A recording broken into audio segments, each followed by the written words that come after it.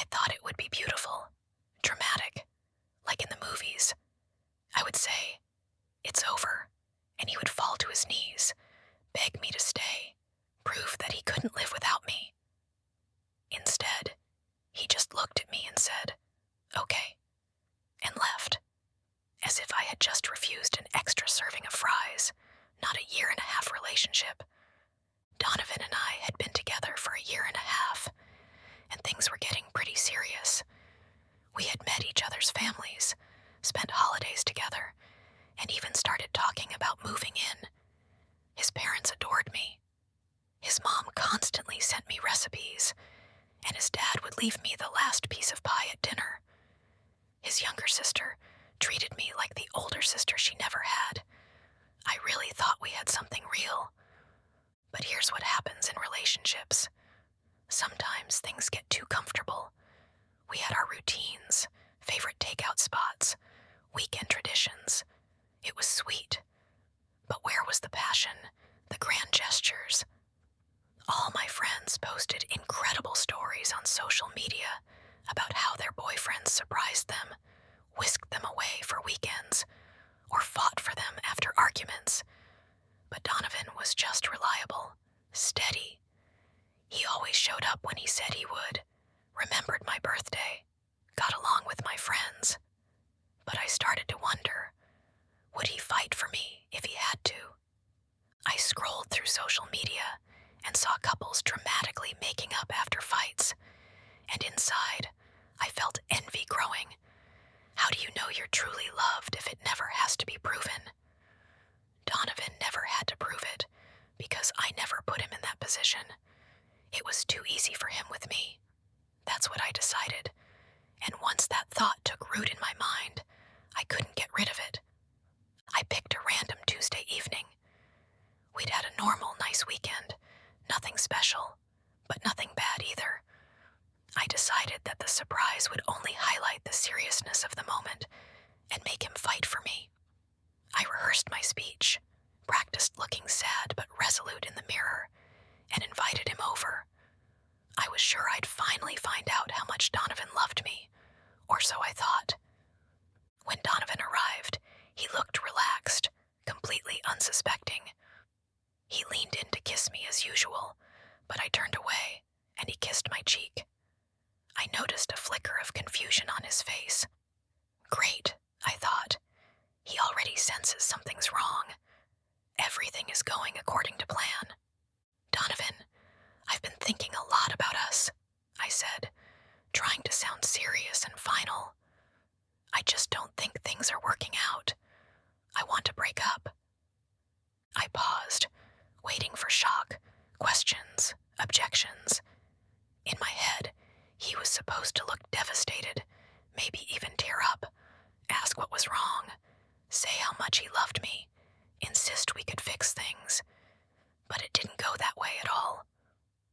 Donovan just looked at me for a few seconds, his expression shifting from surprise to something else, calm, almost resigned. Then he said, "Okay, just okay," as if I'd said I didn't want Italian for dinner. I looked at him, waiting for something more, but he just sat there, processing what I'd said. No tears, no begging, no questions, just quiet acceptance. I felt something inside me break. This was not the script I'd written in my head. "That's it," I finally asked, unable to hide my surprise. "Just okay?" He shrugged, looking a bit puzzled by my reaction. "Well, if that's what you've decided, I'm not going to try to change your mind. I respect your choice." He respects my choice. Who asked for respect? I wanted passion. I wanted him to fight for me. I felt my cheeks flush with anger and shame. This was not how I wanted it to go. "So you're just going to walk away like that, after a year and a half together? I meant nothing to you." Now he looked genuinely confused. "I don't understand. You said you wanted to break up. I'm trying to respect that." "You were supposed to fight for me," I finally blurted out, too irritated to keep pretending. You were supposed to at least ask why, try to change my mind. His expression changed.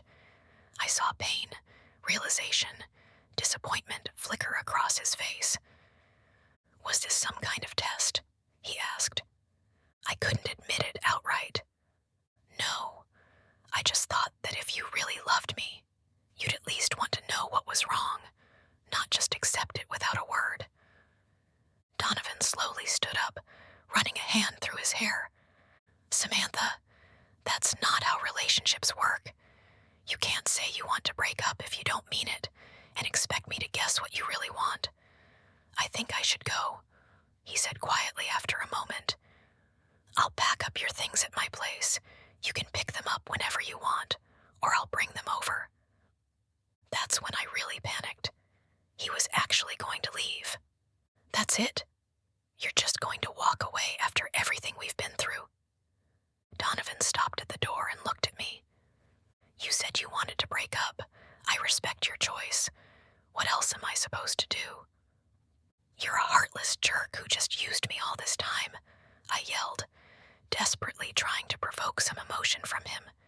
You never loved me. He just shook his head. I'm not going to participate in this, Samantha. When you're ready for an honest conversation, let me know, but I don't play games. And he left. He really left. No tears, no begging, no grand gestures. He just left, as if I hadn't just blown up our relationship. I spent the night alternating between crying and being angry, waiting for a call or message that never came. By morning, I was convinced his reaction only confirmed my suspicions. He never loved me. A man who truly loves a woman would never let her go so easily, right? The next few days passed in a fog. I kept checking my phone, jumping at every notification, only to be disappointed. It wasn't him. I started wondering if I'd made a terrible mistake, but pride wouldn't let me admit it. Not yet. 3 days after the breakup, Donovan's sister texted me, asking what happened. Turns out, he'd told the family we'd broken up, but didn't give details. His mom was upset. She really liked me. Great, I thought. Now his family thinks I'm the bad guy. I needed to take control of the narrative. The morning after the breakup, I was already telling my version to my friends. He didn't even try to find out why. I say I want to break up, and he just leaves. No questions, nothing. My best friend Alice frowned, stirring her latte. Wait, you wanted to break up, and now you're mad he accepted it. I rolled my eyes. That's not the point. It's the principle. If he loved me, he would have at least tried to fix things. With each passing day, I refined my story for different audiences. I told his sister that problems had been building for a while. I hinted to mutual friends that Donovan was emotionally closed off. To colleagues, I just shrugged. Sometimes things don't work out. Every time, I made myself look reasonable and Donovan cold and indifferent. But not everyone bought my version. His sister Megan called a week later. I talked to Donovan, she said without preamble. I felt a knot in my stomach. I don't know what he told you. He said you broke up with him to see if he'd fight for you. Is that true? That's not true. He's twisting everything. I started to protest. Stop lying, Samantha, she interrupted, unexpectedly harsh. Do you realize how manipulative it is to end a relationship you don't want to end just to test someone's reaction? She hung up, and I stared at my phone in shock. How could she talk to me like that? And how could Donovan dare to tell her the truth instead of sticking to my version?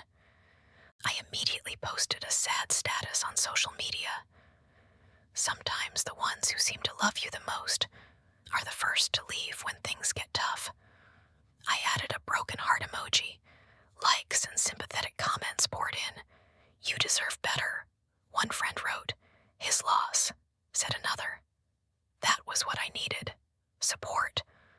But not all friends were so sympathetic. My college roommate Jade, always bluntly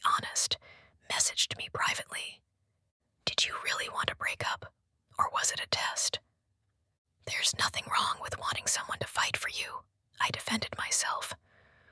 No, but manipulating someone is wrong, she replied. If you needed more romance or reassurance, you should have just said so. Weeks went by, and there was still no word from Donovan. He wasn't coming back, wasn't showing up with flowers, wasn't bombarding me with messages begging for a second chance. I broke up with him, and he just accepted it and moved on. That's when I truly panicked. I might have lost him forever. And for what? For a stupid test that any sane person would see through. What was I thinking? But I still couldn't admit my mistake and text him first. Pride wouldn't let me. Instead, I became even more active on social media, posting photos from parties, in new outfits, with pretty cocktails, all to show Donovan I knew he was still following me, how great my life was without him. In reality, I was stalking his profiles, looking for any hint of longing. But his posts were normal: work updates, outings with friends, photos of a new dish he'd cooked. No sad songs, no breakup quotes, nothing to suggest he was suffering. A month passed, and I still hadn't heard a word from Donovan. Mutual acquaintances I ran into only annoyed me. He seems fine, they'd say. Or worse, he asked about you. Hopes you're doing well. Hopes I'm doing well. He should be heartbroken. I decided to arrange a chance encounter. I knew his habits, where he got coffee on weekends, which store he shopped at, which bookstore he liked. I started showing up at those places, dressed to the nines, hoping to accidentally run into him. After 3 tries, it worked. I saw him at the farmer's market by the apple stand. My heart pounded as I approached, pretending to be surprised. Donovan, what a surprise. He looked up, a little surprised. Samantha, hi. How are you? I asked, stepping closer. Fine, he nodded. And you? Oh, busy. I laughed awkwardly. Listen, we need to talk about what happened. It was just a misunderstanding. Donovan raised an eyebrow. A misunderstanding? I nodded quickly. Yes, I didn't want to break up. It was just a tough day. You know how it is.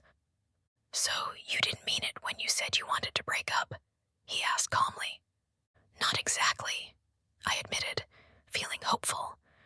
I just wanted to see if you'd fight for me. Something changed in his expression. His gaze hardened, his jaw tightened. I've been seeing a therapist these last few weeks, he said unexpectedly. Talking about our relationship, some patterns I hadn't noticed before. You went to therapy because of our breakup? I asked hopefully. Maybe he did suffer after all. Not exactly, he replied. I realized I have a tendency to date women who test me instead of just saying what they want, who expect me to figure it out, who create problems for me to solve to prove my love. I felt myself blush. That's not what When you broke up with me as a test, he continued calmly, that was a wake-up call for me. I realized how unhealthy our dynamic had become. I was always trying to guess what you wanted instead of you just telling me.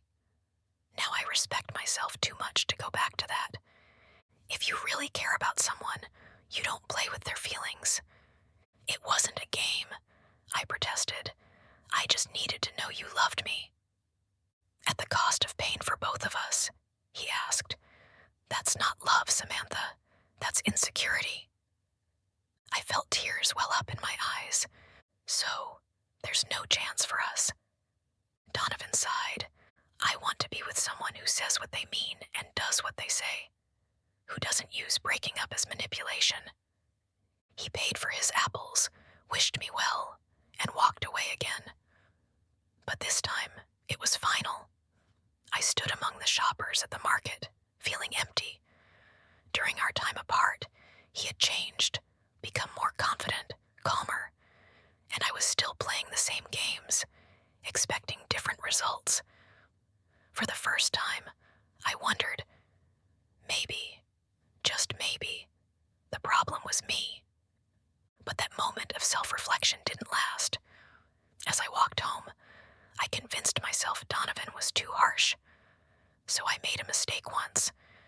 Was he really willing to throw everything away for that? If he loved me, he'd forgive me, right? That logic sent me into a long depression over the next few weeks. I became obsessed with the idea of winning Donovan back. Not because I truly realized my mistake, but because his refusal only fueled my desire. The fact that he was moving on while I was stuck drove me crazy. I started messaging him more, at first neutrally, then more desperately.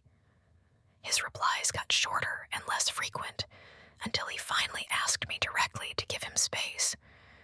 But I couldn't stop.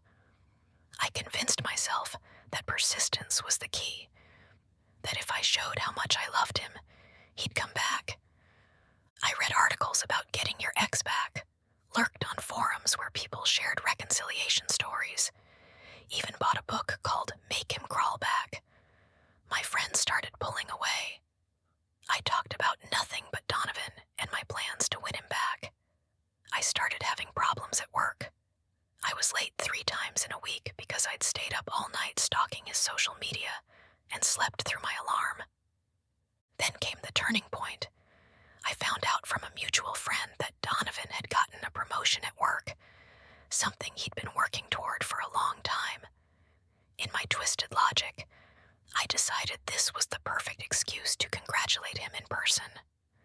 I went to his office at the end of the day with a small gift and a card. I wore his favorite dress, spent hours on my hair and makeup. I was sure he wouldn't be able to resist. When he came out of the building and saw me, his face showed neither joy nor surprise, only exhaustion, almost wariness. "Samantha, what are you doing here?" he asked, glancing at passing colleagues. "I heard about your promotion," I said brightly, handing him the gift. "Wanted to congratulate you in person." "This is inappropriate," he replied quietly. "I asked you to give me space." "But I just wanted to be friendly," I insisted, feeling everything falling apart.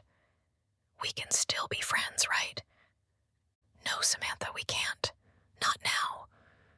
A few of his colleagues slowed down, clearly eavesdropping. I felt a wave of shame and anger. "Fine," I raised my voice. "Keep pretending you're perfect and never made mistakes in our relationship." "I'm leaving," Donovan said, restrained but firm. "Please don't come to my work again." He walked away, leaving me standing there with the gift in my hands, under the stares of his colleagues. In that moment, I realized I had lost. Not him, myself. It took a few more months before I could admit my mistake. I started going to therapy too, and there I finally realized how much pain I had caused not only Donovan, but myself as well.